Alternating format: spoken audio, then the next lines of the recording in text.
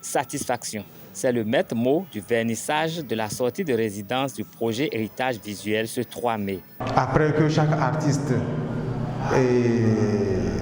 a sorti du plus profond de lui-même ce qui a trait à son héritage visuel, après nous avons pu tirer une synthèse qui a fait naître un sujet encore exceptionnel qui a toujours trait à l'héritage visuel. Mais en vérité, c'est un moment très riche que nous avons pu partager ensemble.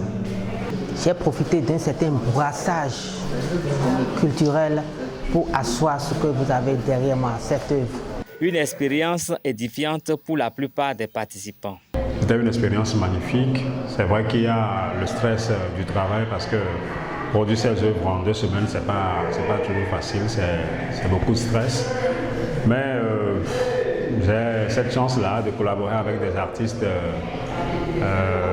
avec qui il y a quand même ça dit une certaine entente, quoi, hein, qui facilite le travail. Il y a cette compréhension entre les participants de la résidence, ce qui m'a particulièrement facilité le travail. Sinon, c'était une magnifique expérience. Il faut dire que tout s'est bien passé par rapport à la résidence, à la création, au partage, aux vibrations, aux énergies. C'était très bien en fait. C'était bien. C'était bien, il y avait Sanda qui nous animait tout le temps. Et puis les autres, Coblan, Midi, avec moi-même. C'était une résidence assez formidable que nous avons eu à faire ici à Lomé.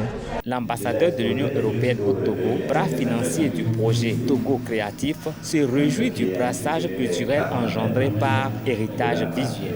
Et il est particulièrement un plaisir parce que c'est une activité qui est soutenue par l'Union européenne à travers les programmes Togo Créatif qui soutient précisément la production artistique du Togo et des pays voisins dans des différents domaines, pas seulement les arts plastiques mais aussi de la danse, de la musique et d'autres. Donc c'est à la fois un plaisir et de venir contempler les résultats de ce travail, mais aussi un encouragement pour continuer à soutenir la culture togolaise et béninoise.